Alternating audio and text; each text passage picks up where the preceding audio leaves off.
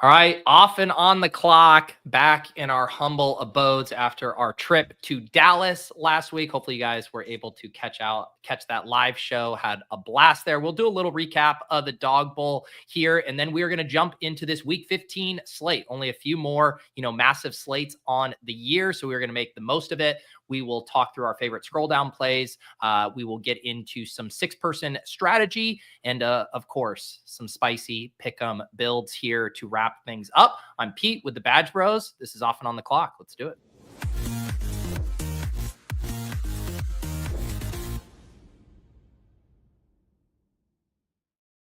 All right, fellas, we are back in our homes. It seems like you guys all made it home intact. John, you had the longest flight of all of us. How are we doing post Dog Bowl? I'm doing well. Normally, I'd say it feels good to be home. It's good to be back. But I'd be lying in this accord, Pete. I can't believe it's been a week since we ran that show in Dallas. Like that time just flew by. And man, I had a great time. I would happily run it back this weekend. I'm down to run it back, but John, I need a little bit more time than just a week turnaround. True. Nez, how did Dog Bowl weekend go for you? It was good, man. It was a ton of fun. Always enjoy getting to see everybody and hang with you guys. But I'm glad to have a few days off without copious libations in my system. So I'm feeling like a new man after that weekend. Dude, I wrote myself, so the way I do remind myself for to-do lists, I'll just shoot myself an email so I have it in my inbox. And I literally shot myself an email when I was coming back that said no drinking until Christmas Eve. And that's right now, that's not even hard. I have zero desire to drink. Maybe in a few days, I'll want to crack. But I drank enough for about a month, I think. Yeah, for 3 Pete's. Hopefully you guys saw some of the the content throughout the week. I put up a little 60-second sizzle vlog there. We got the shows. It seemed like people felt like they were able to follow along a decent bit there with the action on Sunday. I mean, year over year experience, we 100x'd the previous year, did we not? Just in terms of all the thought process that went into it prior to, this experience this year was, last year was great. This year was tenfold, I think, just because it was all well thought through. It was all well planned. We rolled in and there was a big set already put up for us and that sort of thing. I mean, it was awesome. Yeah. There's nothing more that I love doing live shows. Those are few and far between, for us when we do so much stuff on the internet. But then there's also the tech hurdle aspects of it. And I've mentioned this before, we do our ship chasing thing in Vegas. And I'm always like, man, it'd be super fun to do a live show. We got the community out there. And then all of the tech stuff would fall on me to organize or pay a ton of money. And it's stressful to think about that and to have the Underdog team that are just such professionals spinning up everything. I know we had a little issue with our mic on Friday night, whatever, but to have people take care of all of that and you just get to sit down and have a drink, some spicy margs and do a show, there's nothing better. Yeah, that was awesome. I know he said thank you and everything to them for that, but that's truly such an elite experience to be able to have all of that taken care of. That was tremendous. So can't wait to run it back. Hopefully soon. At some point it'll be there, but I'm pumped. Yeah, we got a lot of people in the chat today. Also some familiar faces from the Dog Bowl here. We had Keith. It was great meeting him and so much of the crew. I know you guys did a little bit of a recap earlier this week, as did I, but maybe let's go around the horn. What are our favorite memory or moment from a Dog Bowl weekend, and then we'll get into the slate. Well, I think the big standout obviously would have been just the big celebration as when Best Ball Viper won. That's an iconic moment. I would say it was an iconic moment when we went to the ball game all together on Monday night there, just because it was truly first class. But I think my favorite memories will just be when the cameras were off, when the drafts were done, and we're all just sitting around, standing around in the living room, in the kitchen, in the house, and just all look at each other and just go 5 more for a goal line stand, because we all just like bring it full circle to exactly what brings us all together in the first place, is like what we know and love is drafting on this platform, is talking about drafts on this platform. And even though we're all hanging out in person, the same chats that would take place in the Discord were just taking place in real life. So I think that's what it was for me, is the stuff that kind of goes on after the fact and behind the scenes stuff. Yeah, great call out. For me, I have to go with Mathology doing the Hawk Tua. I mean, that was seriously the hardest I've liked. Probably mostly because I was trying to compose myself and not like completely ruin the bit. But holy shit, man, that was one of the funniest things I ever watched unfold. And for it to actually be a good team too, on top of it, just the icing on the cake. There was the best thing about it too was like the build up to it, like the rumors were going around, he was going to do it. And then you're starting to look at the draft boards in the first few drafts and you're like, that actually lines up in like an uncrazy way, whereas like, that's just like right at ADP. And then if you get Tua to come back around, and we saw some people reaching for Tua in the third to lock up their stack. And so it takes like a little bit of a leap of faith. So not only do you get the meme equity, but you actually push a value to you with Tua coming all the way back around. And I'm just like, to watch that come together, I have both Nez and I have some video, a little bit of it made it into the clip I posted on Twitter yesterday.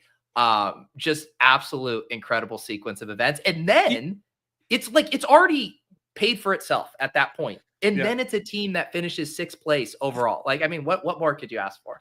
It was awesome because he's at the front of the room too. So everybody's looking at him and he's pacing back and forth, standing up. He was standing up while he was drafting. And then he looks over at me and he goes with his first round pick. He goes, every Hawk Tua starts with a BJ, Bijan, and winks at me and takes Bijan in the first round. So it went one layer deeper. It's incredible stuff. I will say, kind of like dovetailing with Jon, and this is like a stupid moment to be one of my favorites, but it was on Friday when we were waiting for everybody to show up on Saturday for the drafts. And then we were just jamming in some NBA drafts and just sitting around and getting to pepper you and Nez with your ball takes while just getting in some action for that Saturday night slate, because it did feel like how I am on the internet. It's like I pepper Zakarian and you guys for takes like over Discord or whatever, and then just doing it IRL. It's like, that's my scroll down or whatever, and ripping in some drafts before everyone came over was super fun. People will forget that I had 93% Russell Westbrook that evening. People will forget because it was all paired. It was all paired with Brandon Ingram. But hey. It was a wild slate too, if I recall correctly, and I don't recall much. It was a lot of stimulation that weekend, which makes a lot of it a blur, but it was all fun. Yeah, and then we went. So the other part, we went to the game on Monday. We had a big shuttle to take us over there, and we are just absolutely ripping pick'ems on the bus ride over. I mean, I think at one point Numi made me count it, and I had like 36 or something. Yeah. But I am tilting so hard because we were tailing everything. People were tagging us in the Discord. I'll tail. I didn't tail Jack Settleman on his CeeDee Lamb first score. His brother, Casey, said this is free money. CeeDee Lamb, first TD score. He did call it the L word. He called it the L word on the bus. It was financial advice. And then Settleman pairs it with Geno Stone interception. Literally never heard of Geno Stone in my life. But so, we're sitting there watching the game, trying to hit one of these pick'ems. Meanwhile, Jack's over there celebrating. It was like a 20 or 25K hit. The one goddamn pick'em I didn't tail for the entire evening was the Omega bomb from the Settleman brothers. So I'm still not over that. There's a lesson in that. I don't know what it is, but there is one. There is one in there somewhere. But no, I joke with Jon that we covered the suite for everybody that evening. I mean, yeah, it wasn't Underdog just put us up in the suite, then we paid for it on the back end. When you guys were building those pick'ems, I was ripping a couple primetime paloozas to there. I had a good sweat going into last night. I actually forgot to look back and check it because I didn't watch any ball last night. But I know Debo shat the bed, so it probably didn't get home. But I had the nuts going into the night plus Debo, and Debo just had to outscore Brandon Cooks, and he didn't. So I imagine it finished like he didn't outscore Brandon Cooks. No, Brandon because Cooks didn't even have 2 catches. I know because I had 1.5 higher receptions. but the one catch was a big one for 6 points in the end zone. Oh, that's right. Yeah. Dude, that Debo drop, that was a walk-in touchdown on that slant last night that he dropped. Oh, see, I didn't even see it. I haven't seen anything from last night. Too many Nez, you want to roses. speak on Debo? No, because honestly, like I kind of like got lucky because I had no Debo. I have no Debo in my BBMs right now. None. Wow. And I drafted 38 shares of Debo and BBM. So it's like, you know, it actually kind of worked out. So there's not very many Debo teams in BBM right now, but if they are there, it's probably curtains for them. You know, there's the levels to cope. You know, there's the oh shit, he's not doing well. Oh shit, he could be the low advance rate guy. I just need to sneak in. And then there's Devo. You're just like, I don't want to see that guy on fucking any of my rosters at all. Yeah, and I don't have to. Don't worry, Nez. I'm right there with you, going down with that ship. I had him as my gem last week, Dog Bowl week. Did not work. I want to ask you guys, no, just piggybacking on that, I wanted to ask you guys, did you guys do like a full look through of kind of your remaining best ball stuff here and like anything that you're liking, your exposures you're liking or anything like that? I just went through on bbmdb.com looking at my overall exposures. And then I tabbed through just to see, like, because I named most of mine were still stream drafts. So, you know, and I flagged one for you guys. We had like a Dalmatian that we drafted on stream. I have like 3 teams with Sean, a couple ship chasing teams. So I was just kind of like more looking at like who I had these sweats with. And then I looked at bbmdb.com for, you know, my highest exposure. Like I have Bowers on 10 of my BBM teams. So I was looking at like a few things like that. But I'm not the like get a stare at every single roster and then add it up for every one of my pods. Like I'll do that when we get to week 16, but not quite there yet. Yeah, I feel you. No, I know I have like my best teams. I know for sure are mostly puppies, and I have a bulldog team that's really nice. That since John, I went on Davis's stream today, I gave him 5% of my bulldog since we did ours with him, and it didn't advance, and I was feeling really bad for him because I kept asking him basketball questions. He's like, Nez, can you just like, dude, I'm not looking. Like he was down. You got shamed into giving him 5% of one of your best teams. My God, it was just exuding. Like I just like felt so bad that I was like, let me just like, since like you let us split a bulldog with you, you can have 5% of mine. It's a sick team, but most of my best teams are puppies. I have 3 Cooper Cup teams in BBM. They suck, thankfully, so I'm not worried about that. Yeah, I just checked you. I did a little Debo check. You have 2 Debos and 1 cup, so you made out okay last night. That's also the name of my next YouTube video: 2 Debos, 1 cup. I'm just looking right now at the BBM stuff. It looks like I got 1 that's me and you, Pete, and then I got 1, 2, 3 BadgeBros ones, Nez. So we still got some sweat equity here. Oh, let's go. Yeah.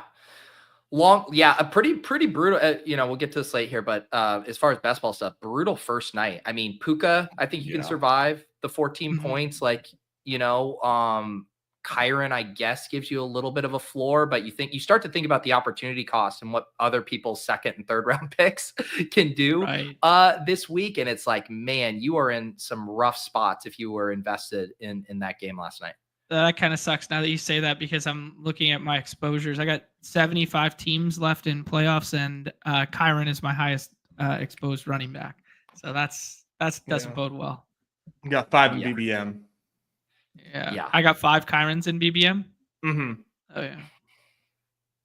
Yeah. If for some reason you're watching this show and you guys aren't familiar with bbmdb.com, the people's dev, Patrick Donovan, I'm actually, I'm writing about him in the PO box for tomorrow, giving a little appreciation to him, but a combination of just like super valuable sweat experiences. And then he added the sim for being able to sim out the BBM finals. And he completely admits very inexact science, but it speaks to just how much we want to engage with this stuff and being able to roll it like a slot machine and see your friends' names at the top. Like everyone's been screenshotting everybody, Davis, Liam, you guys. It's just like he's done so much for this sweat experience. So as usual, round of applause for our guy PD. I just sent him a few cups of coffee this morning, in fact. Oh, so there you go. Yeah, good man. Had to do it. All All right, fellas, let's get down to brass tacks because people got some stimmies in their account. And I'm telling you, if you're just Best Ball Bros and you're for some reason watching this, it's time to join us in the BR streets this week. We got 30,000 up top in the main BR. We have 20,000 in the goal line stand. Shout out to Charlie. Oops, lost you, John. Shout out to Charlie, their line of scrimmage, who took that down last week with a sick Darnold double stack. What else do we need to sell these Best Ball Bros who got the money in the account to come in the daily streets with us? Oh, that we're going to spice it up in the pick'ems. If you don't even want to sit down for 10 minutes of drafting, you can just wait another hour, and then we are going to spice it up and give you the answer keys here. Spice it up, slop it up. Beautiful. Yeah. Yeah, so let's talk about this slate. Obviously, no buys, 12 games. We now have Josh Allen at an ADP of 2.7. He did open up the week as the 101. The Derrick Henry crew came in and said, all right, just chill a little bit. Derrick Henry's going 101. But let's go high level here. What are you guys seeing with this week 15 slate? I mean, I think the Ravens-Giants game is really like where you have to start.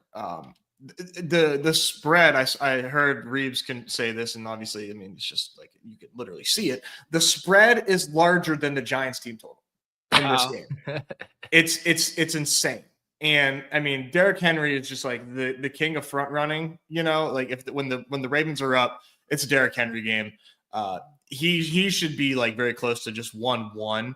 You know, Jamar Chase just went nuts, so he's going to get close. But like Derrick Henry for me, it's going to be hard to a little bit tough to compete with those teams, man. That game just to me stands out as such a smash. But there's some other really fun games on here with high totals and tight spreads that I'm excited to get to as well, though. What are you seeing with this slate, John?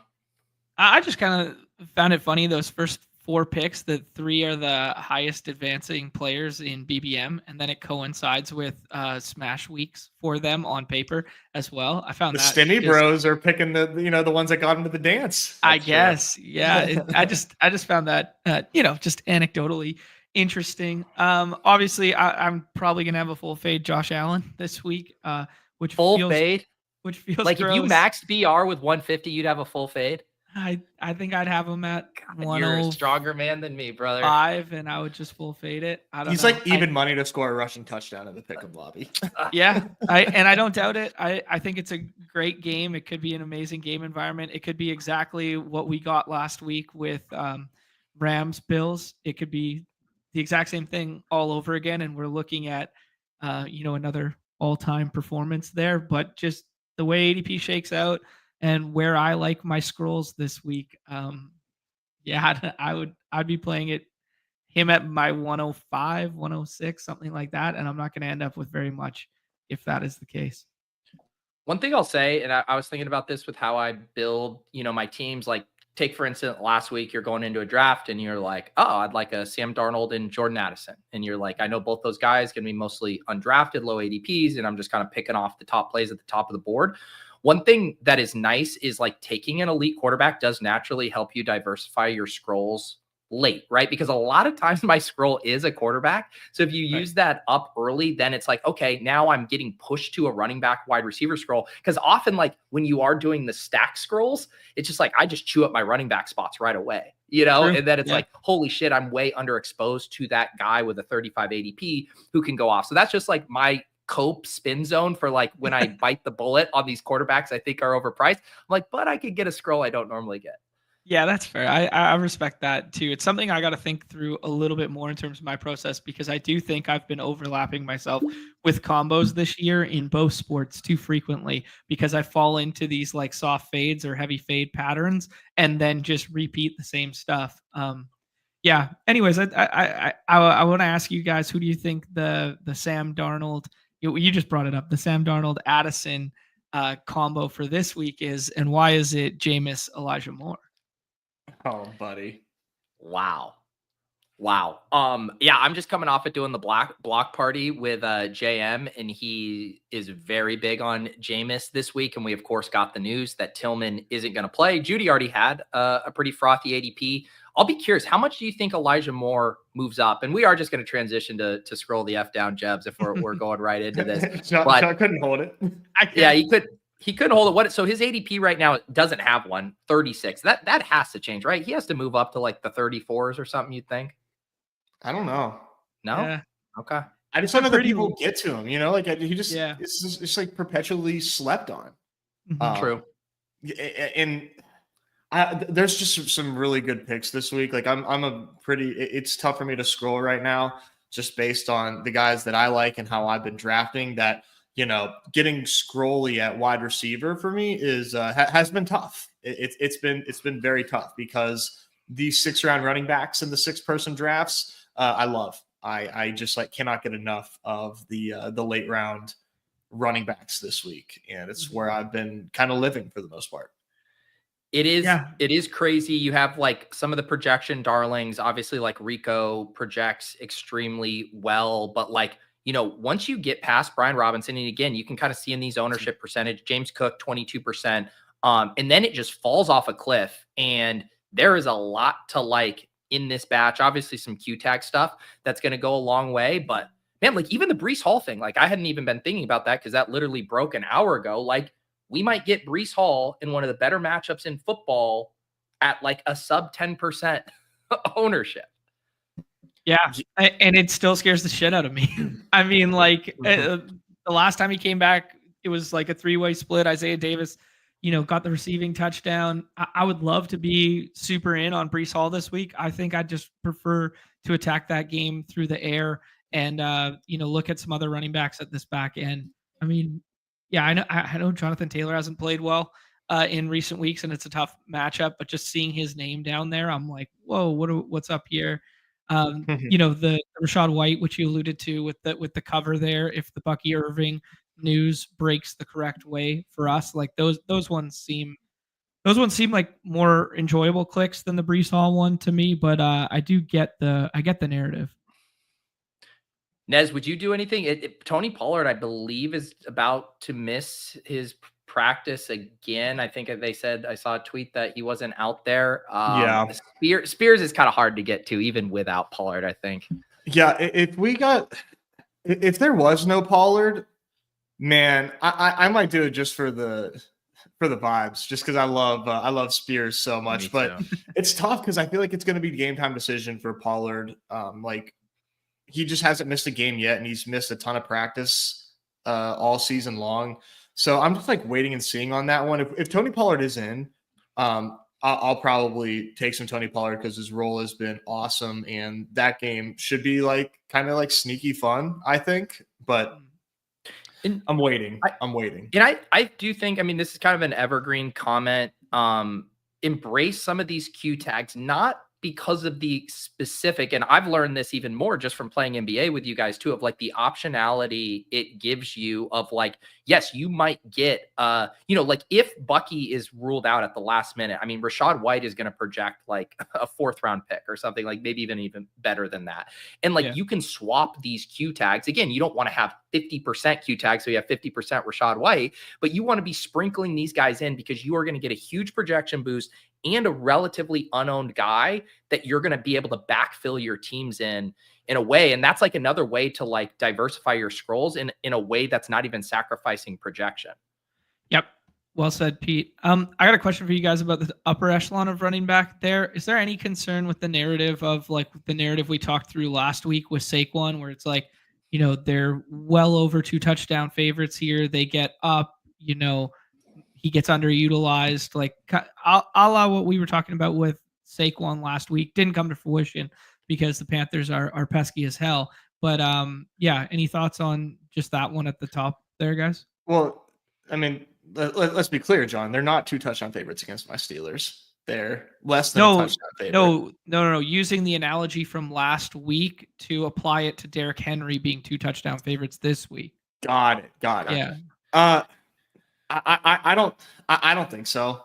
Okay. I just think they front run the hell out of Derrick Henry and they just let Derrick Henry go nuts. Sure. Okay. That's my feeling.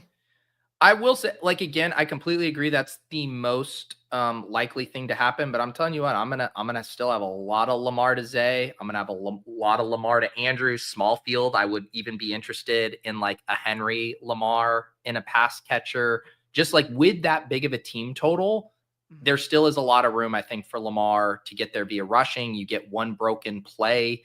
And here's the other thing, right? Like the Giants, this team total is absurdly low. I know they're really bad. Baltimore has been a secondary we have wanted to attack all year. People are licking their chops about Nico Collins versus them in week 17. Like, I'm not saying like this is the neighbors blow up game, but if they can have success on the pass end, if Darius Slayton gets loose for a deep ball and this game stays remotely close, then all of a sudden you start seeing the Ravens being able to score in every which way. So I guess I just never want to be overly precise with how these big team totals are going to score, even though the most likely thing is Derrick Henry, buries us all. Absolutely. Yeah, well said. One thing I wanted to say that we were talking about the Tampa Bay running back situation there. It is a late window game. There's no 4:00 games or 4:05 games or whatever this week. They're all 4:25s. So if he's a true game time decision with Bucky and White there, it's going to be a wait till the afternoon and make sure your swap ranks are set, yada yada.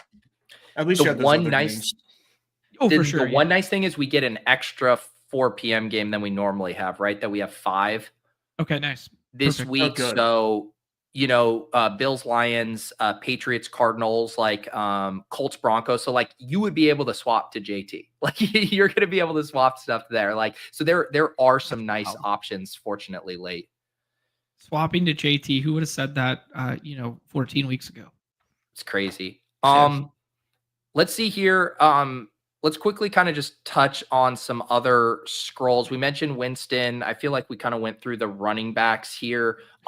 I think it's pretty strong week for scroll quarterbacks, just because there's so many good options. Like the ownership is going to be capped here. I did see Kyler just flipped Goff. That wasn't the case yesterday. You get Bo Nix, CJ Stroud, Baker, Herbert, Richardson, Jameis. Like this is a pretty sick string of sub 10% guys. Yeah, that Herbert one, like I really want to get to it. I mean, QB 13 and just the lack of like weapons is like what's really like throwing me off that. But man, that's the matchup that was just like really sticking out to me. But nice thing about Herbert Nez is he's running now too. Yeah. But like I just wish he had more weapons, man, because this is such a good spot for him. But like I do like Ladd, but yeah, I was thinking about it. Now, sorry, I'm just like talking myself off a bit in real time. But. Well, like the other thing to think about that's just, I think this slate sets up nice. And last week was like the perfect illustration of like those two components coming head to head of like naked Josh Allen, just like burying things. But when you hit on the Darnold, you have to get less things right. You literally could have just had one thing right with that double stack. That's the thing I look at. Obviously, we have some of these high-end guys here at the top. Outside of Joe Burrow, you're getting a decent amount of rushing juice from all of these top guys. But not only do you get an ownership discount on Herbert, but you're almost for sure carrying Ladd or another pass catcher. Same with Baker, same with Stroud, like same with Winston. And so that's just like, it's a double whammy edge when you scroll down here, when you stack, because you're getting an additional thing right that the people playing the naked, they have to hit the extra leg of the parlay. So I really like how this week sets up for scroll down quarterback. No, I fully agree with you, Pete. I've been doing some of the Jameis stuff. I've done a little bit of the Aaron Rodgers stuff. Just that offense coming back to life last week there, the 300-yard performance. I mean, I like the Jets wide receiver pieces as one-offs a little bit more, but in some smaller field stuff, don't mind it. Anthony Richardson, one-off. Why not? Getting Josh Downs back. Not a great matchup, but we've seen them get thrown on in the past. A la Jameis did it to them.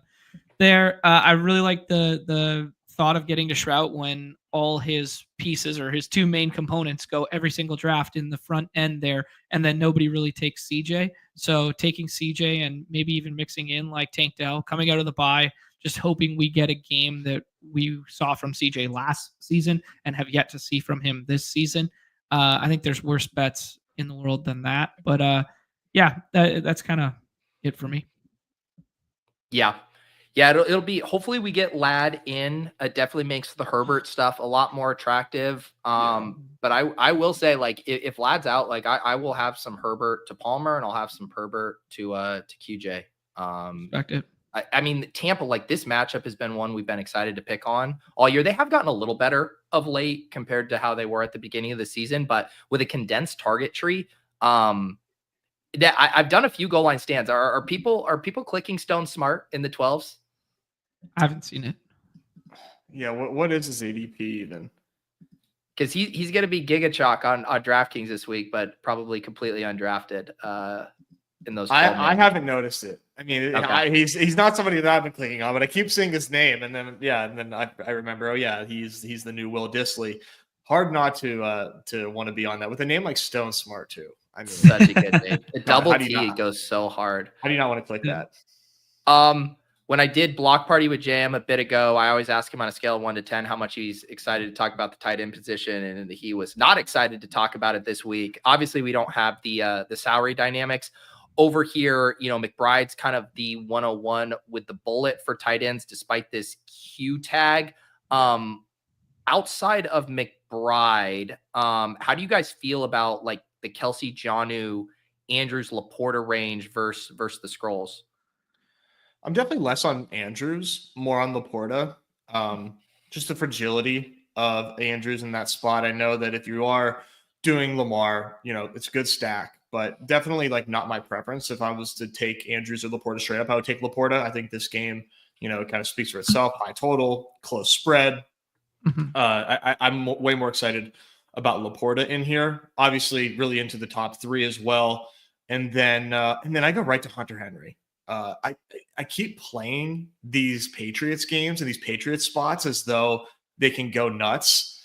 Oh man, I'm just gonna keep doing it, man. The Arizona Cardinals, despite like them having some like, you know, some good defensive performances, I'm still gonna play it, man. And I'm gonna May to Henry seems like way too thin, but man, I believe like that's more of like a dog or a 12-person draft thing. I will do that. Hunter Henry, though, at the tight end position to me at what I deem to be pretty low ownership.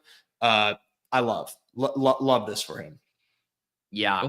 And I think this, I mean, obviously, I don't think Njoku is going to play, even though he got the Q tag. So, like, there's pretty clear tier to me of like McBride, Kelsey, Smith. And then, man, I think like the Andrews, Laporta, Ertz, like this is going to end up being some of the more fragile kind of tight end ownership you're going to see. And then to Nez's point, to be able to get to Henry at, you know, 11%. I have the draft caddy ownerships in here. Freiermuth, 5%. Ferguson, 11. Cade, 11. Otten, no one's clicking, you know, likely. So it's like, man, it is a really good week to scroll. And I actually think it's going to be an easier week to scroll because the tight ends at the top aren't as, you know, desirable, because there's some of those weeks when it was like Kelsey, Bowers, McBride, and it's just like, I'm fucking rolling one of these 3 on every team. I'm not going to feel that way this week. Like, I think I'm going to be pretty spread at tight end. Interesting. I think I'm going to be the opposite. I think I'm just going to gobble up that Trey McBride Q tag as much as I possibly can and hope to get to 40% in the 3rd round. What do you mean gobble up the Q tag? Because I feel like he's priced where he'd be even without the Q tag. That's fair. Yeah, you're right. You're right. He probably is. But in some of those recreational late-in rooms where I can kind of get him to fall a little bit, I'll just keep taking it.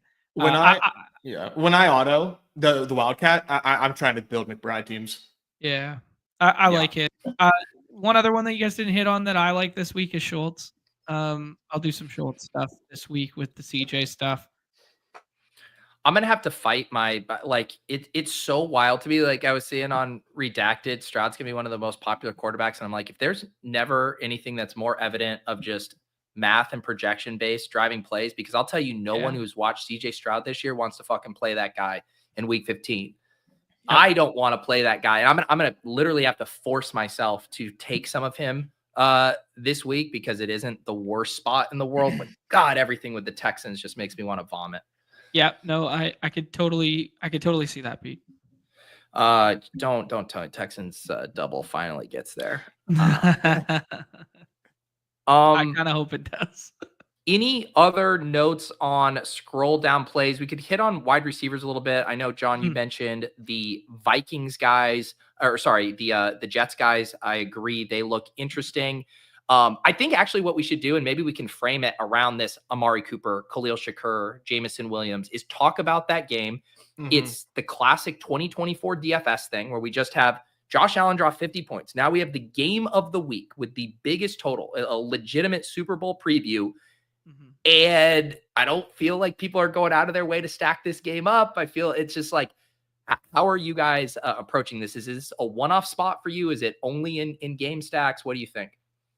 I think I'll go to what didn't hit last week, and I'm going to try and funnel that through James Cook a little bit. And I think I'm going to do like some Allen Cook stuff that nobody else will do instead of trying to play whack-a-mole with the receivers there. I do think Shakir's the safest of the bunch, and we saw it get home last week. So I think he can go back to the well. The Amari Cooper rule really ticked up. Shout out to Nez for calling that one of before the draft or after the draft, before the contest there, where it was like, yeah, this can push in the right direction. So that's bullish to see the 14 targets there, but they did drop back a shit ton in that one. I think I will be playing this one like the field with primarily naked Josh Allen or trying to get it contrarian with James Cook there. But as I alluded to earlier, I'm not going to play a ton of Josh Allen this week. So what about you, Nez? Anything on the Detroit side? No, I think Detroit is a really interesting way to play this. I mean, this is weird to say, but I think Amon-Ra makes a lot of sense in pick'ems. I get his price in battle royales to me is just is high. But in pick'ems, I love his ability to, I think it's less than 70 yards for his receiving yards pick'em, 52.5 total, tight spread. I love him going higher than 70 yards receiving, but at that ADP where I'm building teams, I don't love it. I'm really into Tyreek Hill in against the Texans. He's a lower ADP. So I'm usually taking running backs where Amon-Ra is, but man, a Laporta, JMO, Goff finish to drafts is just the easiest thing in the world, right? I mean, just get your two running backs, get one wide receiver, push the plane, and you're done. To me, that's a really fun way to play this. I love JMO this week. I think JMO, one of the best scrolls you can get to this week. I can't believe I can't believe he's 35-4. I don't know what the caddy says about his ownership, but I am feeling like that is the spot. It's going to be low. I was just it has it at 6% right now.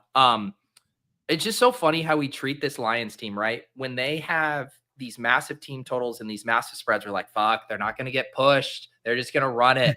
And then they finally get the game where they're going to get pushed. It's yeah, we don't want Laporta. We don't want Jameson. We don't want Goff. It's wait, isn't this what we want? We want the Bills to go nuts and they actually have to throw in the dome, in the dome. Jared Goff, 40 attempts. It was, what was it for Josh Allen last week? A 70% pass rate, something like that.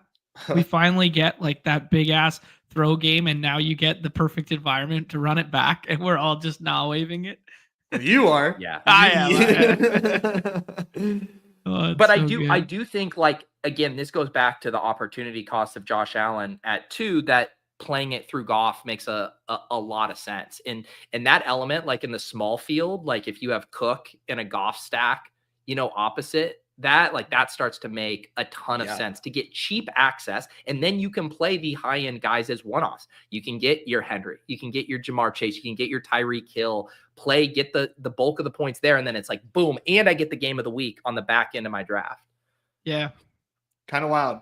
Fuck, I'm kind of flipping my mindset now.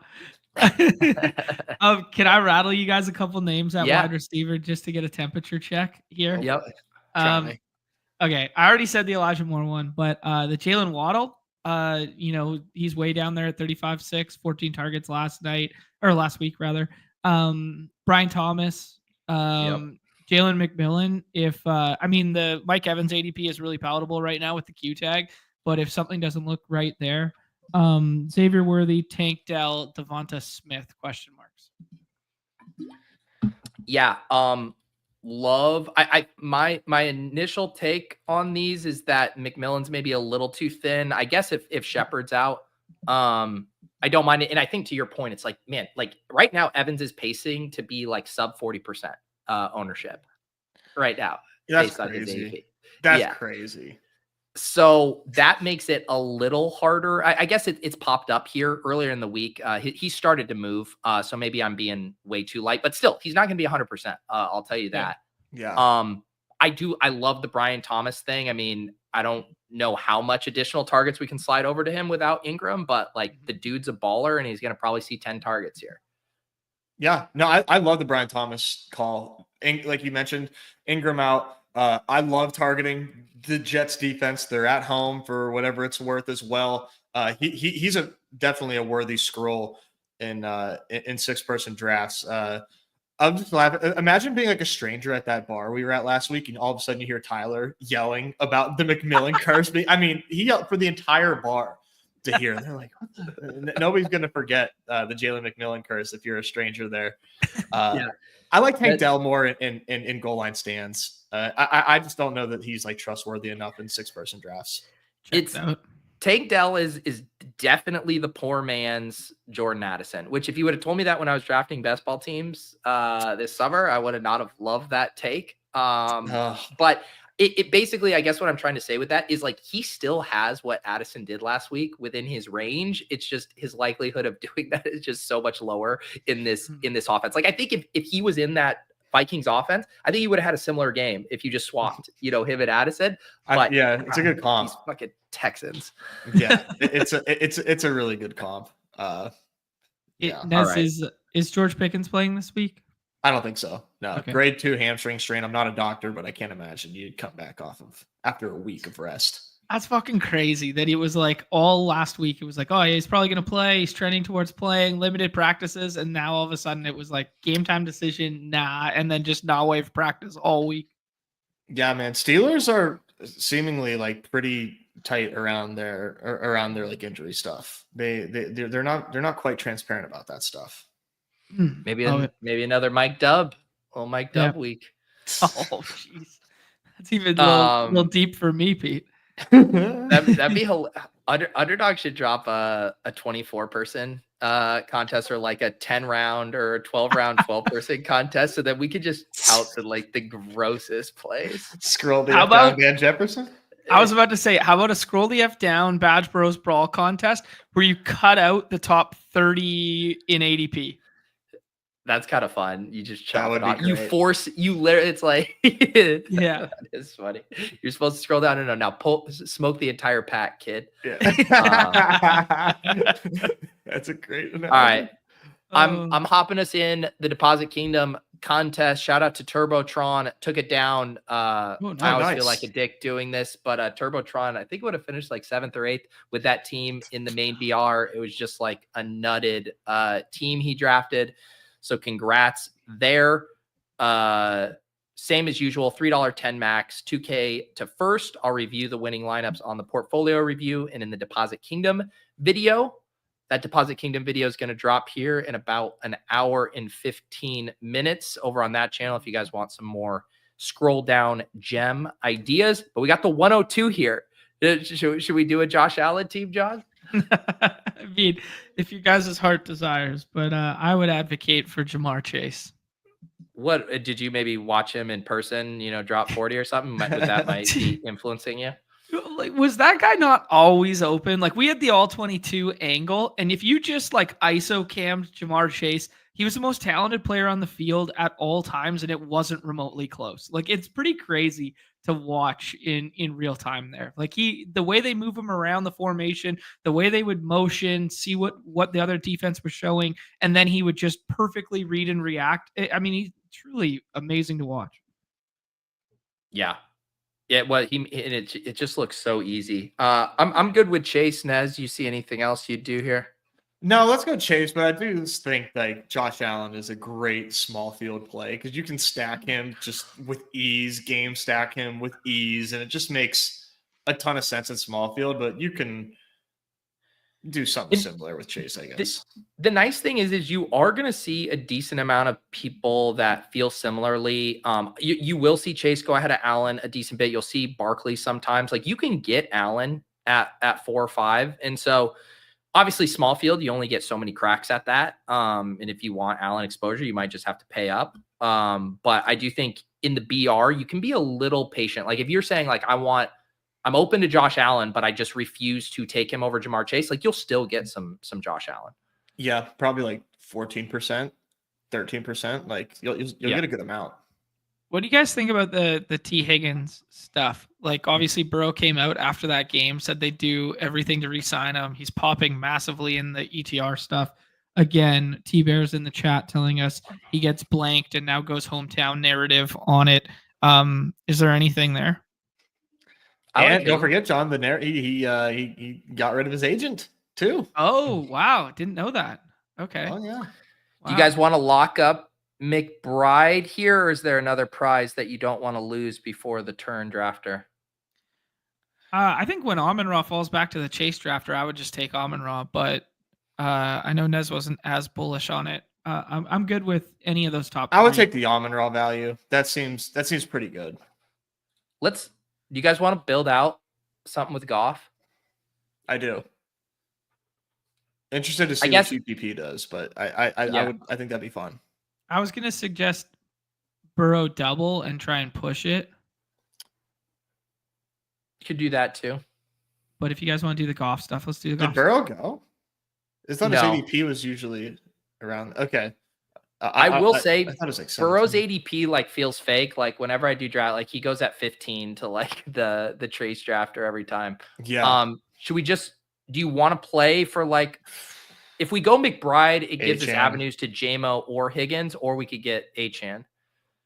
Man, I would do Achane. I'm sorry, guys. This is a 6 start. And yeah, that's a jam. Achane is cooking like crazy. His if you just take away his rushing stats, like he's still just demolishing right now. I just want to call you both McBride frauds though, because like I'm the one who's like, I'm gonna be spread out, and John's like, I'm gobbling up that Q tag, and Ned's like, I'm gonna auto 150 McBride to the Wildcat. Then you guys are like, pass. Well, I have Achane over him, for God's sake. I mean, everybody's scrolling too early. Pete missed the thesis on gobbling up the Q tags, but sometimes we got to push it when we're live drafting these lobbies. We're gonna push him to the 4th round. And he does the shirt. Yeah. Yo, in the chat here, shout out a couple new members there. FK Coolers and Run Good Rick. 12 months of being a sub. Mad respect. Thank you.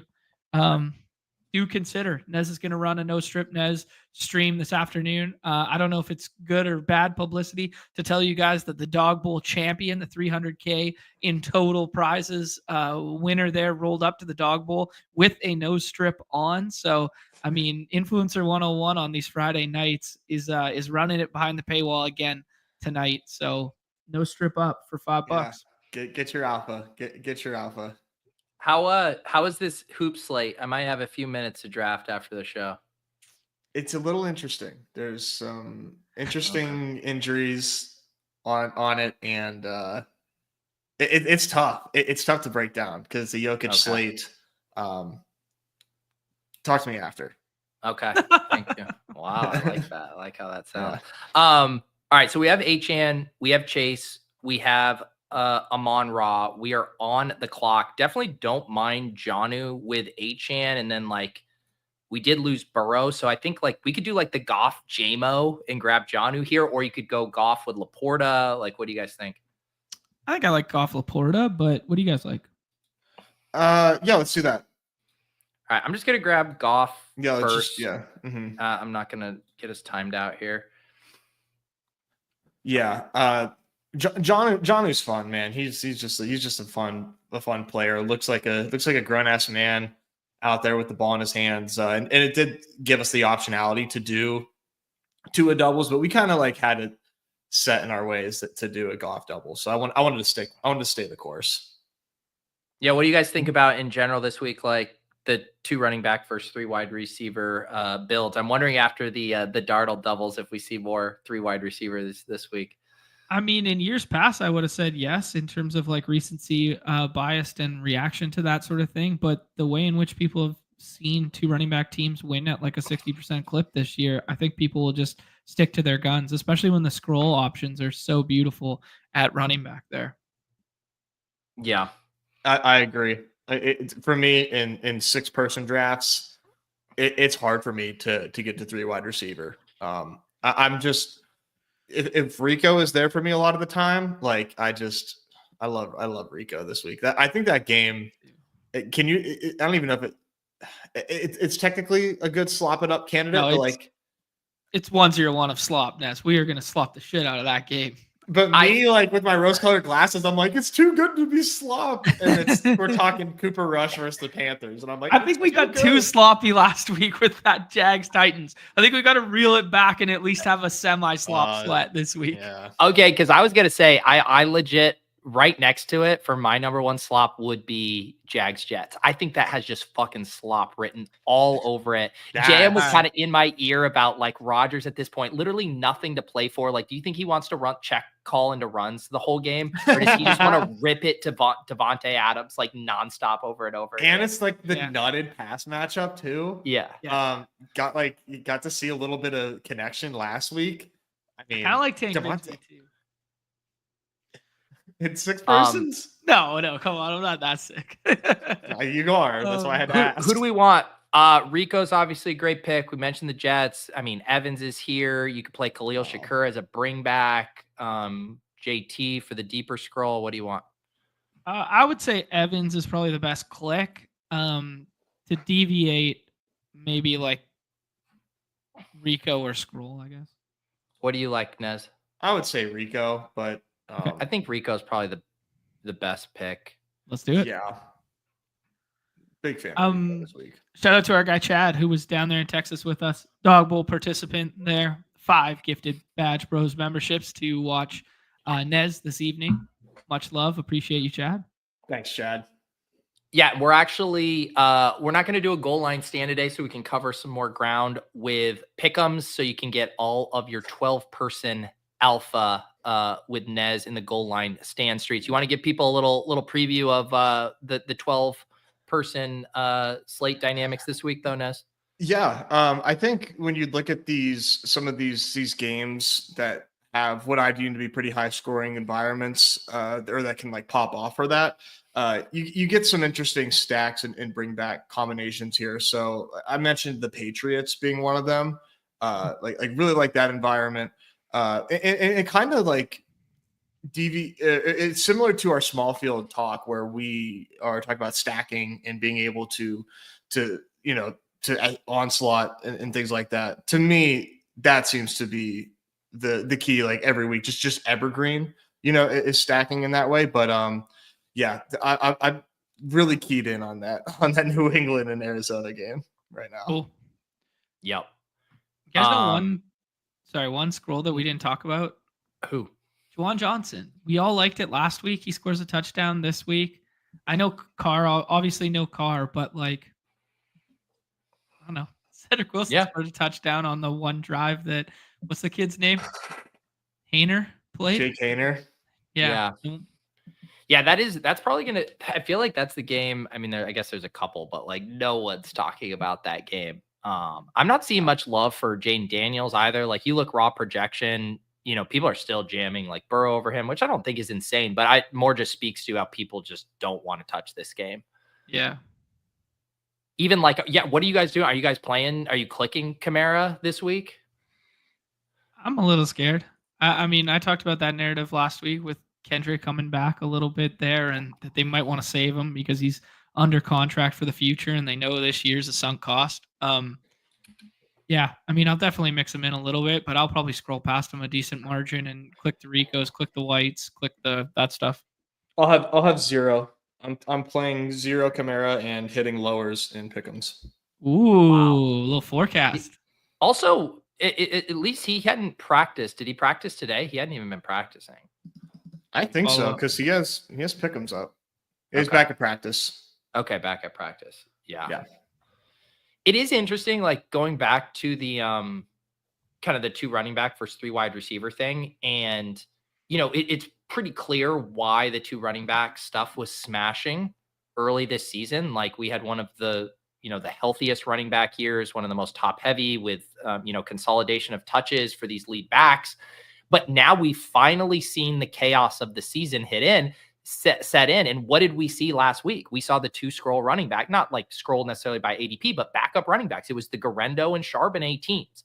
Those teams were not getting drafted in week 1 because those guys didn't exist as viable plays. And then it's like, oh, the elite QB smashes, the elite wide receiver, the double stack smashes. And it is interesting to think about like the ebbs and flows of, like how the data and the projections are going to drive to those optimal constructions. And I do think it is probably more viable late in the season for those 3 wide receiver sets because there are more of those scroll running backs that are like really powerful scrolls. That's essentially the thesis of zero RB right there. Yep, but you got to explain it in different ways because it's come July, people will act like zero RB and Isaac Garendo and Zach Charbonnet never existed. Although to their credit, it came a lot later than it normally does. It took a while for the chaos to set in this year. You know what's so crazy? And I don't know if this is like a we're still early or whatever, but a kind of macro conversation of last week that we didn't talk about was just like the dynamic that you actually didn't need the high scoring quarterback in a 12-person contest to win last week, which was kind of crazy and counterintuitive to me. And then the other one that I would say is everybody funneled to the exact same builds on Redacted, and you needed like the highest scoring week in the history of Redacted to win, and everybody played the same shit. But yet on our site, there was still edge and leverage in doing the Sharps, Garendo, blah, blah, blah. So just 2 interesting dynamics and takeaways from last week that we didn't fully touch on that, I just found.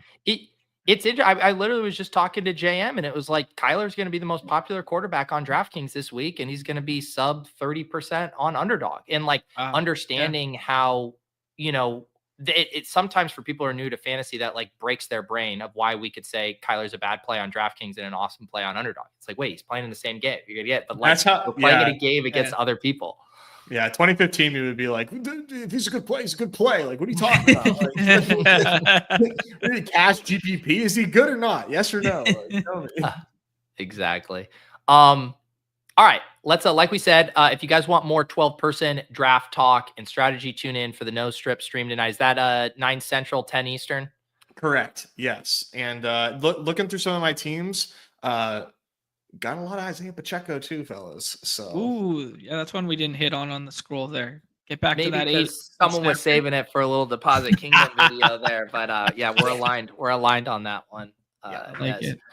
All right, pick'ems. Should we do it? Yeah, let's do it. I think there's one you should hit in the chat real quick there, Pete, and then we'll do pick'ems. All right, DFS King. It was awesome meeting him this weekend as well, gifting the Membies. Speaking of members shows, I'm having Mathology on After Dark Saturday. We talked about him at the top of the show, having himself a year on Underdog, one of the most entertaining people that I've met, and a great community member. So excited to get behind the veneer and figure out who Mathology is on After Dark on Saturday night. Regular season $1 million winner on for BBM there. That's right. And what does he have to show for it?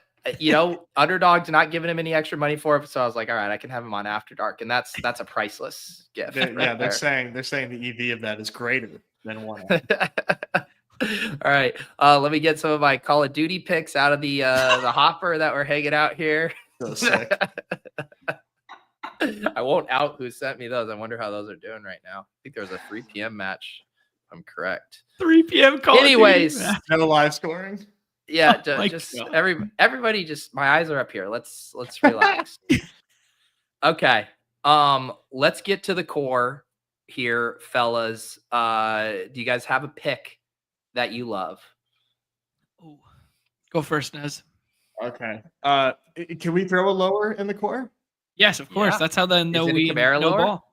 Yeah. Kamara lower for me is like the starting point. Rushing oh my yards. God, it's down. It was at like 104. Now it's down for the combined. Yeah, now it's down to below. I guess placeholder that, but I mean, I know but like 4 yards is like kind of like a big drop. So what about rushing yards? Though? I'm cool with that. Yeah, I like that. Because his receiving role has still been good, but it's like the rushing stuff where he has no efficiency. That's where I feel like you attack that. This to me reminds me very similarly of when Kamara was facing the Broncos like a few weeks ago, and had a stupid high projection. The scrimmage yard pick'ems were over 100, and they got their shit stomped. And that's what I'm seeing in this game against Washington. I don't think Kamara is good enough to just get there just because he's Alvin Kamara. I think he needs the game environment to be positive for him. I don't see a positive game environment for Kamara here. So yeah, lower rushing is just as good. Thanks for the help on the pivot. John, you got one you're IDing here. Do you want me to go? You go first. I'm kind of checking things out right now. Yeah, so I want Kyler passing yards. This has gone up a little bit. So 221 here. His last 3 games, 259 versus Seattle, 285 versus Seattle. Seattle's been a top 5 defense since their bye week. Minnesota, their pass rushers at 260. Now he gets this Patriots team that specifically gets shredded in the splash zone, got torched by the Rams there, got torched by the Dolphins there. The only issue here is if they just have a ton of success on the ground and it really slows down. But I'm kind of banking on a couple splash plays. Marvin Harrison this week, McBride with some yak. I think this number is really low for 26-point team total at home, 6-point faves against a really bad defense. Love that. And I will mention we don't have to do it for the core, but I like naturally sliding it a bit as well. Save that for later. Save it, yeah. John, do you need me to talk about runner-ups for me? Yes and no. I'm gonna throw some out. I'm not sure if they're core worthy though. I kind of like Mac Jones completions. What else you got? Yeah, I kind of like Devonta Smith receptions. Okay. And then I like a whole bunch of the Browns and the Jameis stuff. That Jameis was your call. That was the very first thing you had us put in. Let's do something with Jameis. That was your biggest read. I mean, in the same way in which Seattle's defense has come on late, the inverse has been true for Kansas City. Their secondary has been really attackable in recent weeks, and their pass rate for the Chiefs is up as well. So I think this game can push up tempo. And I mean, I just like betting on a dude that I know is going to try to sling it at the very least. So that one was standing out to me too. I like it playing it through the yards. I like playing it through the touchdowns as well if you want to play like some spicy thing there. But I think the passing yards for Jameis feels like a fun core piece. Yeah. I mean, playing Pitt twice, but then last time, against Denver, 497. Yeah, JM, like I said, was getting me hyped on Jameis, talking about, he said in all of Jameis's starts that KC actually had the worst pass DVOA, or maybe it was EPA allowed, can't remember one of those advanced metrics, but basically saying this is actually one of the easier matchups he's had since he's taken over. So at home here, can never complain about the Jameis chucking thesis. That's a fun core.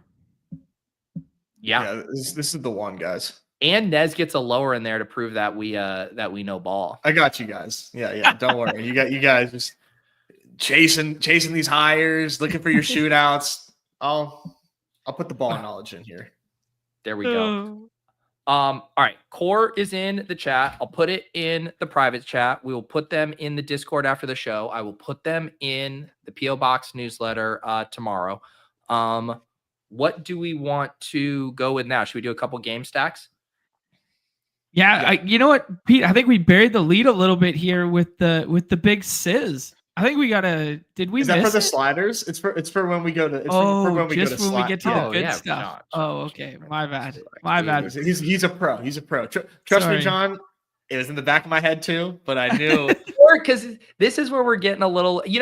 Yeah. Let's do a game. But the second anyone says the S word, John, I got bad news for you, bud. No more Q tag for you to gobble up. Trey McBride not listed on the injury report. All right, generational wealth opportunity. Where do you guys want to go for game environments? Because how many game environments are we gonna do? 2? We're gonna do one Sure. of the S word variety and one of the just we like variety. All right. We're just gonna play the sizzle because I can tell we're about to. There's gonna be a slide involved. So without further ado, pick'em spicy margs. Spicy margs. Radioactive spice. Let's spice it up, slop it up. Slop it up. I mean, Slide. Just permission to slide, Your Honor. You sliders. That's a 65x. That makes me feel things. Oh, by the way, shout out to Nick. He had tagged us on Twitter. He found this sweet hat at a store the other day that said spicy margs. He actually went back to see if he could get us some. Said they were all sold out. And I've decided I'm going to talk to my guy. I'm going to get a design made. But I almost have to decide because I'm like, I love spicy margs, but also like slop it up on a hat in that font would be pretty cool too. Slop it up. That would be great. Maybe just two versions. Should I get a couple? There's something to the dad hat stylistically one with just the pepper from the site, like, you know. Well, do you know what's kind of so funny too? You think about the scroll down and scrolling down, and now it's the slide. So we got both axes. You know, we slide on the X to Y. What's the Z axis? We'll figure it out. That's the slide. All right. That's the slot dynamic. Anyways, Slide the F to left. Do you want to start with Cowboys because we already talked about that? Yeah, this one. Well, Cowboys is kind of tough to, I think, build around a little bit. I mean, maybe I can just like literally put together 5 right now on the spot, but okay. Maybe this is a good slop because we did like this for slop. Let's just start here. Before I talk about a different game. I think it's a pretty good one. I think there's some definitely some fun angles on it. Yeah. I mean, do you guys like the CD receiving yards? Because 64.5 to me, they're underdogs here. That's crazy. To me, that's a hell of a place to start. Yeah, I wish CD would be the classic guy. Like fantasy points would probably feel better, but we don't have that available. Yeah, I mean, CD, Rico, Chuba are like probably my favorite plays here. Yeah, a couple other ones that I was liking that I was seeing on Unabated and some other sites and stuff there. You know, I like the Adam Thielen reception stuff, and I like the Jake Ferguson receptions as well. You're getting a little spice on that. I've been kind of stunned, both on, I guess, like on Underdog, I get it. There's lots of good plays, but even like on Redacted, like Adam Thielen's not going to be mega chalk at like 5,400 coming off of like just literally insane usage. He had a 9.5 utilization score this past week. I'm like very on board to take Adam Thielen receptions at 4.5. Yep. Yeah. I mean, I've been saying it since he landed in Carolina. I feel like he's just a great fit for Bryce Young, and receptions is such a great way to play it. Great fit, Carolina.com. Rico, same deal. I wish we had fantasy points. Negative boost on the Tutty. Do we like?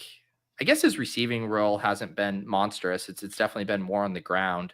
Yeah, the Cooper Rush isn't really checking down so much. He's just really slinging it when he does. So I'm into to just like straight up rushing yards. I know 83.5 is steep, but Carolina 3 straight. Carolina right now though, like improving as a team against the rush has just made no improvements whatsoever. So yeah, and Rico's getting all the work. I mean, it's the Rico show there. It was pretty funny. I was listening to Crane's walkthrough for a little bit this morning, and then he was like obviously citing like the matchup we've attacked over and over again, and he's like, yeah, and Saquon Barkley didn't go nuke last week, but he had like 140 rushing yards and Gainwell's rushing production and Jalen Hurts plus the tush push at the goal line, and it was like, never mind, they actually did go nuke on the ground. Yeah, so I like that. Same thing with Chuba. Do we just want to play something with him on that side? Is there? I'm liking one that I saw in the chat here, and I don't know if it's up there. Zeke lower on the longest rush if it still exists. What is it, like 6 yards? They don't even have anything for him. They don't have it there. Okay. Yeah, I'm not seeing any Zeke stuff. Yeah. Not The surprising. the one on I honestly the Hubbard receptions looks kind of good to me. 2.5 receptions. I know they're actually favored in this game, but he had 4 last week. I mean, he just doesn't come off the And field. those two, like we've played this one in the past, and like early in the season, it felt really good to play it because he was just not coming off the field. And then those most 2 recent games, obviously, they schemed Jonathan Brooks, designed, stuff in the flat to get him open, easy touches, and that's kind of where the receiving production went. And obviously, that won't be a thing this week. Right. I like it. I like it. I think we have this like thought in our head that receiving work for running backs has to come in negative environments, but I don't think that's always the case. Sometimes it works the opposite where, they're looking more downfield whenever they're trailing. I think, like pass receptions to running backs can make sense. And this is going to be a tight game anyways. It's not like the Panthers are mega favored. So I'm with it. I like playing Chuba that way. Like you said, he's not going to come off the field. I think Velus Jones is the RB2 right now. That's crazy. So we need one more. We got a 10x right now. We could either slide on these or add another one.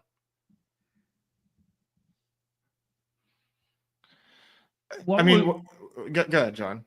Oh, I'm asking what you guys would add. I think it might be too crazy to add not a quarterback. Like if you tried to add like 5 more catches to this, then you're like you're painting like a really weird script. So I think it would have to be one of the quarterbacks that we add to this. If you wanted to go the touchdown route with one of them, I wouldn't kill you, but it is pretty thin. General. Other than that matchup against Philly, I mean, Bryce has been soaring over this passing yards number. What is the number? 203? 203. Yeah. Let's see what the boost gives us there. Yeah, so Whoa. that is not. Yeah. Yeah, that's almost a full 6x doc. Whoa. Yeah, the way we have this currently set up. What about touchdowns? Yeah, that gives you 21.32 for 2 passing touchdowns. See, I kind of like that. Done that. I know he hasn't done it yet, but he's trending toward doing it, is he not? him or Cooper Rush. I think saying that there's touchdowns through the air helps this game, helps these guys hit their hires, right? Because it's speeding up the game. Yeah. You didn't get anything for that, eh? Well, he slid it down. No, I know. It was just shockingly how low it was when he slid it down. Yeah, the other thing, like let's see how quickly could we cover this back. See, that gets you up to a 19 if you play it just a little bit. That's interesting. I didn't think it was going to give us that much. Yeah, 1.39 just to slide. Yeah, that gets us right almost back to our 20. So I think I kind of prefer that than I'm like really okay. I'm really okay with that. Likewise. Yeah. All right. That was not asking too much at all. I was really scared that we were going to have to ramp that up. Cool. All right. Want to do one more game environment before we get our slide on? Yeah, I mean, I really liked the other slop it up that you guys suggested there with doing the Jets-Jags game. Yeah, I like this one. Can you drop the other one in the private chat, please, Pete? Yes, my bad. Drop this in the chat. Copy paste wants a best ball circle jerk. Go in the Discord. That's literally all that's happening. I got you covered, man. Yeah, I got about 8 different channels for you.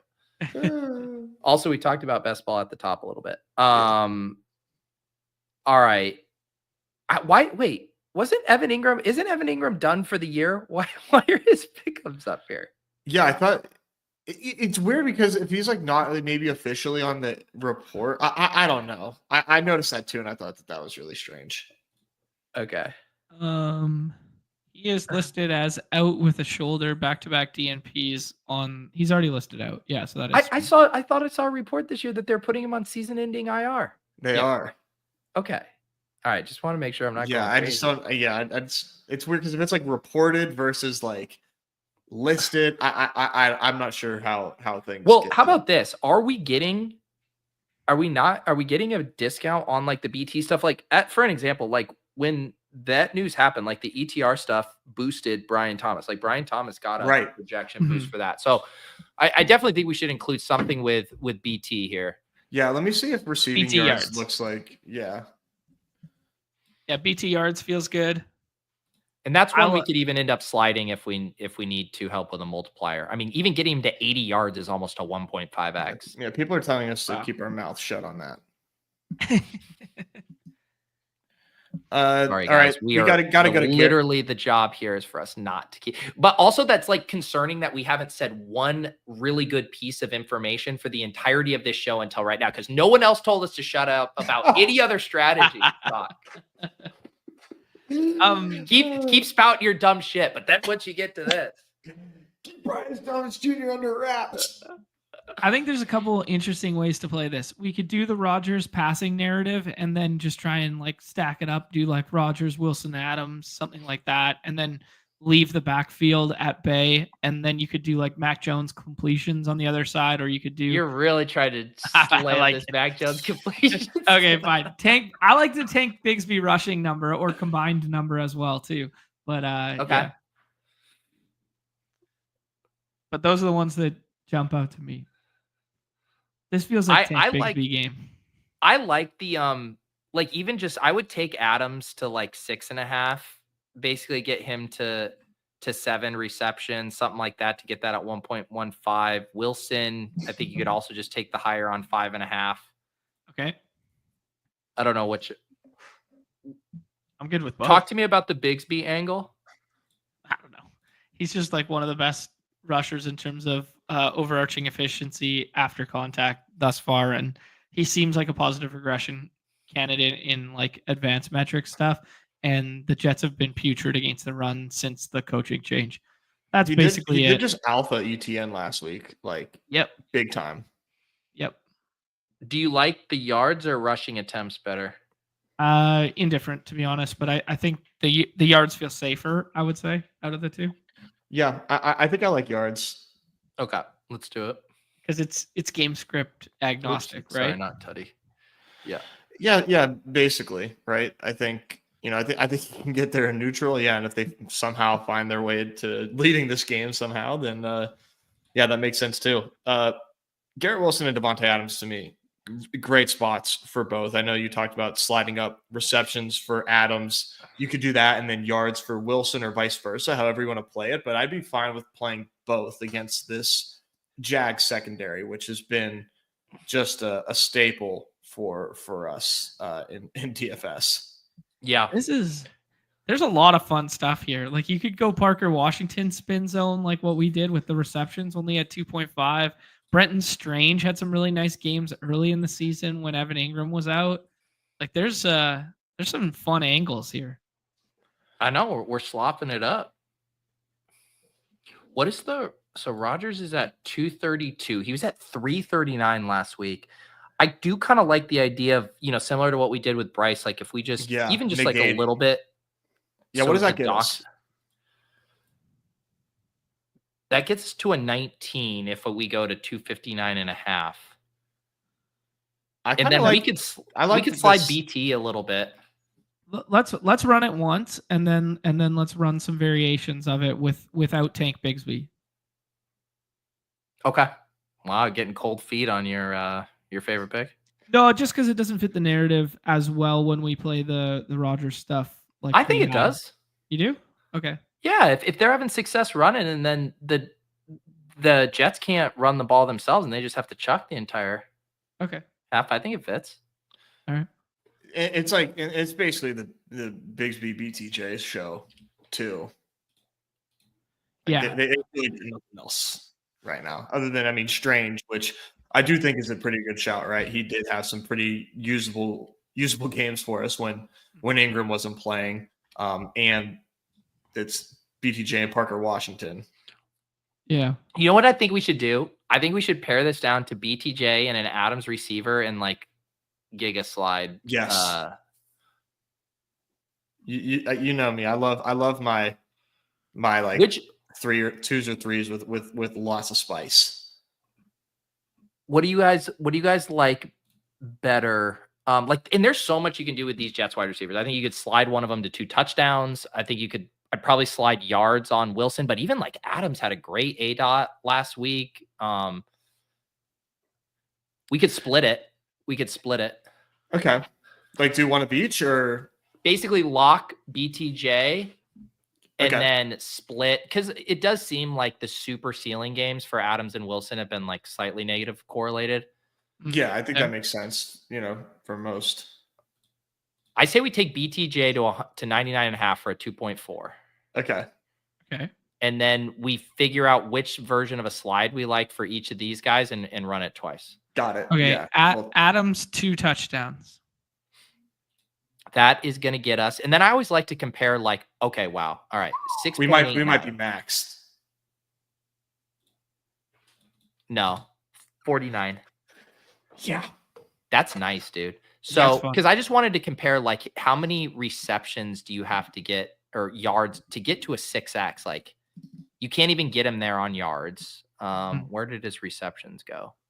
Why do I not see his receptions anymore? But I'm guessing that it's hard to get him to 6.89x on any other slide. 2 back shoulder fades, easy game. Brees Hall is still banged up. They're rotating 3 backs. They don't trust it in the red zone. Rodgers wants to get those stats up in the last 3 games of his career. Yeah, I love this. All right, there it is. Dropping these in the chat. So this is Brian Thomas higher than 99.5. Devontae scores 2. And then how would we want to slide Wilson? Same deal or something different? I think I like sliding Wilson on catches, but I don't know how much of a multiplier that'll give us.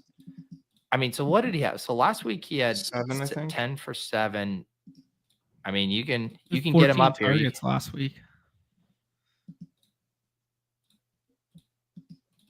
So you can get a 30x on him getting to 9 receptions. What's the equivalent on yards? Yards, you'd have to get him to 110 yards. That definitely seems a little harder, although last week he had 114. Oh, sorry, he didn't have 14 targets. He had 10. Or you can get his 2 touchdown at 7.72. My narrative in my mind with Garrett Wilson is if he scored 2 touchdowns, that means Aaron Rodgers scored 4. You know what I mean? Like there's no way they get in the red zone and he's not just looking at Devontae Adams first. Yeah. I guess we haven't seen like much yards after catch stuff from Garrett Wilson. He had a big one last week, but then he stepped out.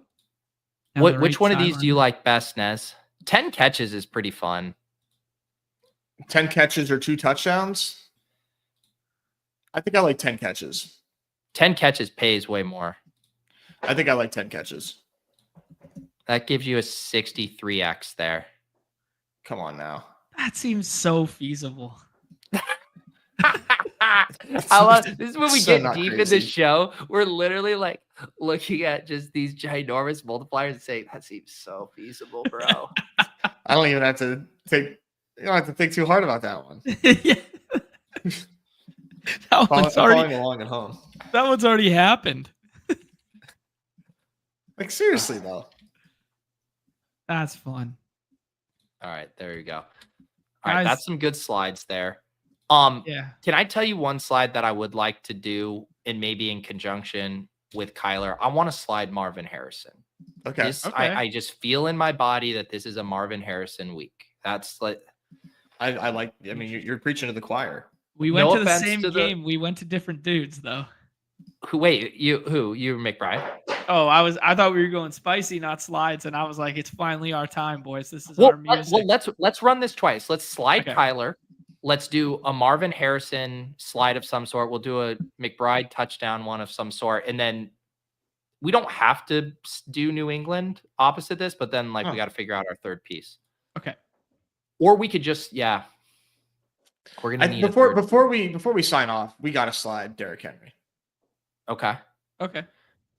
Yeah. That's you want to talk about written in the stars, man. He's What is he's going the- hammer on them. It's at 100 right now, but like 160, 180. I don't know, man. We got to slide. We got to slide something, man. He's He's going nuts in this game. D I love Hammer it. versus the best matchup. Tractor Cito. I mean, right? Who's thinking otherwise? JGFC with the double slide narrative. Henry and Henry. Hunter Henry. Yeah. The Henry Henry's double like slide. Henry's a tough slide. Mhm.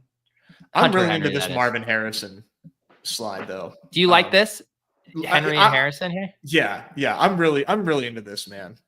This just seems like the spot for Marvin Harrison to go off. Like he just is not as bad. First off, the season hasn't even been as bad as people really think, and this is the spot for him to really like showcase how good he is. Like the Patriots just play defense in a very confusing manner, and like they have such a great corner. They don't shadow him. Play a lot of man though at home. Marvin Harrison should have himself a great game, and why not slide him to 110? And they need this game in a big way for the division after those back-to-back losses to Seattle, right? Yeah. They're. I mean, it's pretty open. Pretty Yeah. open. I mean, last night basically pushed the Niners out of contention, but Arizona can other still than flirt other with than it, hapless Niners, but which is crazy to say after what we anticipated at the start of this season. We thought everyone in that division was going to take a step back. Arizona rebuild year with Marv Harrison. You want to run this, the Derrick Henry with an Uber McBride slide, 9.5 receptions. Yep, sure. Yeah. Play that two ways. Yep. Good with it. Same narrative, different player. what's Trey McBride score a touchdown? 10x for one. 1.36, dude. Like they're not giving us any. Come on, man. New me. Give us more. This guy has scored like one touchdown in his entire career. They're baking football. in a due premium into their numbers. They are. The do model is like popping off right now. Pete, could you share the McBride one as well, please? Yeah.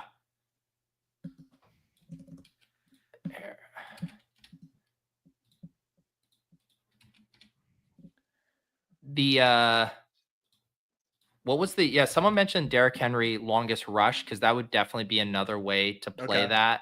Yeah. Guy Keith did. Like I do.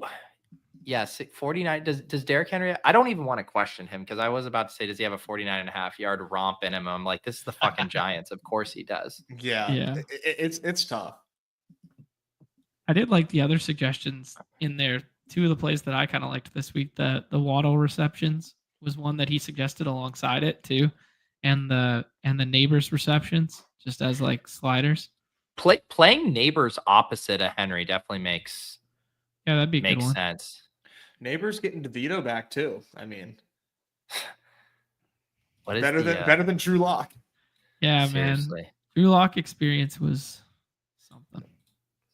Short-lived. Dude, that Thanksgiving game where they got the ball first and then they had like a half decent drive and then he rushed it in that was called back. Like it felt like they had something there. It was like, oh, here we go. Like now they're going to start moving the ball. And now it just immediately looks like maybe it wasn't Daniel Jones's fault. I like 10 catches for Neighbors at 5.7. So funny to hear said out loud. Like 10 catches for Neighbors this week. Dude, it feels feasible. Yeah. Do you want to do longest rush paired with this one? Yeah, let's switch it up a little bit. If you do 39.5 instead of 40, that's still a 64. I think I can live with that. Yeah. 39.5? 39.5 instead of the 49. I chickened out on the 49.5. Isn't that funny? Like my head, it's just like, oh, 49.5 is way too much, but 39.5, yeah, shipper. Right? Yeah. It's a drop in the bucket, truly, but this is though, like you want to talk about DVP, like this is such a fun DVP one. It's just like Ravens secondary sucks. Or Giants run defense sucks. Yeah. Like it. The slides are pretty fun. They're I'd say way so. funner than the touchdowns. Yeah. Mm-hmm. It's easier to tell yourself a story with the slides. Yeah.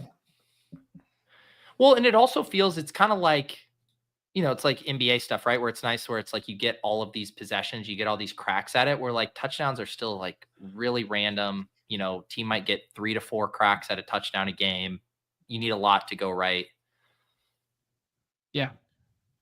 Also, it's like the way this offense works, like Neighbors could totally scam his way to 10 catches and finish with like 80 yards and no touchdowns. Are we doing any more? Sure, let's do 1 to 2 more and then we'll pack it in. Let's chase the dragon of the spice. Oh, for sure. Yeah. So we've gotten to some of my favorite slides here. You know what? We should slide Jameis. We should slide Jameis on something. Okay. 2.5 touchdowns. Yeah. So do you like 2.5 gives you 3x? That's not bad. Or would you just rather? I guess if you get it, it's the same thing. It throws 3 touchdowns or 300 yards is both around 2.5x. I think if you're going to I think it depends what we're going to couple it with. Will determine what we do with Jameis. Because if you couple it with touchdowns, you do yards. If you couple it with yards, you do touchdowns. Right? So we don't slide a teammate, you're saying, with Jameis? Well, then we'd have to add a third. But I just mean in general. Let's definitely slide a teammate, either Moore or Judy. Okay, let's do Elijah Moore then and see if the market's caught up yet. I like that. They don't seem like they've caught up. No. 45. Let's take him to like 69.5. Nice. Sorry. That was. Do you want to do Judy and both these guys receiving yards and then do Winston tutties or something? Yeah, like that seems fun. Okay. The problem is it's not going to let us do it here because you got to add someone else. We're going to have to add someone, but I kind of like the dude. I like the Pacheco stuff this week. I'm really into it, man. It was really good to see him get 16 touches a second week back, and this Browns team is one to attack. I'm with you. I think rushing attempts is a pretty clean way. Did this get us a 14 last week in his second game back, and we're getting plus money on that. Yeah, and this is Browns, a 60x right here. So attackable in every facet. Do it. I mean, you can even take Judy down. You could take Judy down to 89.5, and this is a 52x. Let's do it. Yeah, I like the story. We're gonna get a little more feasible with 89. Is that what we decided? Yeah. Okay. Here's the thing. I've realized, I've learned a lot since I entered my sliders era. Yeah. One of those things is you don't hit the pick'ems at as high a frequency as when you're not in your sliders era. I haven't noticed that. I'll have to go back and check my results. Check the chain. Huh, interesting. I didn't know that. Yes. All right. We should probably end the stream before I spend way too much money on pick'ems. There's something about being on stream that the hands just fly. And your PO box is just gonna be like a CVS receipt, like you said, just sliders. I need to see if I'm gonna get a stimmy from the. Are they already gone? Hang on. What is this? They don't live update, so it's hard to tell. Okay. Well, no cha-chings on my phone. That's never a good sign. Pete, can you share that last one for us? Yes. I'm gonna do this full dump in everywhere, and then I will post it. I found it funny that you were blaming the stream for getting frisky on the sliders when yet we did 30 in the back of a bus on the way to the ball game. There's that's nothing to do with the stream, it's guys. Vibes. It's vibes. There's lots of locations I can blame. You post the photos of location EV. Yeah. Is a negative location EV here. Negative. All right. Wow, dude. This blew my mind yesterday when I was doing the PTP. So Kenneth Walker listed as doubtful. Sharps was just free in the PTPs this week. That was nuts. I don't know if it was like a real free, but his projection was buried. So there's no doubt He was insane Sharps teams, but they're probably all paired with Cooper Cup. I just raw dogged it. I just did 10 like right before, and I took him in like virtually everyone with one of my like last 2 picks, like every time. Like people were not touching him, at least when my rooms. Yeah, that was better than the stream stuff. We did stream on it yesterday, and he was going kind of in the third ahead of Walker at times. Like people had flipped the ADP, but that was the sicko community of like badged up rooms. So I love this JGFC telling us that we could get some BadgeBros. We could do off and on the clock branded slides, as in sandals. There you go. But then we have to take photos of our feet as part of the marketing. Gotta censor the toes. Anybody Anybody that knows esports, let us know if Hydra has higher than 65 kills on games 1, 2, and 3. Thanks. That's right. All right, guys, like we mentioned, tonight, no strip stream, 10 p.m. for BadgeBros members. Tomorrow, 9 p.m. Eastern, Mathology stream with for YouTube members on my channel. Because a lot of people are gifting memberships, I'm going to make that available to any membership level with Mathology tomorrow night. John, anything else from you? No, sir. Yeah, that's that. Every single week, top of the leaderboards, BadgeBros community. Last week, line of scrimmage, Charlie takes down the goal line stand. K-Bash takes down the BR. Viper takes down the dog bowl. Let's keep it rolling. Deposit Kingdom, BadgeBros, stay winning. Good luck in week 15. We'll catch you guys on Monday for portfolio review and winner circles. Peace.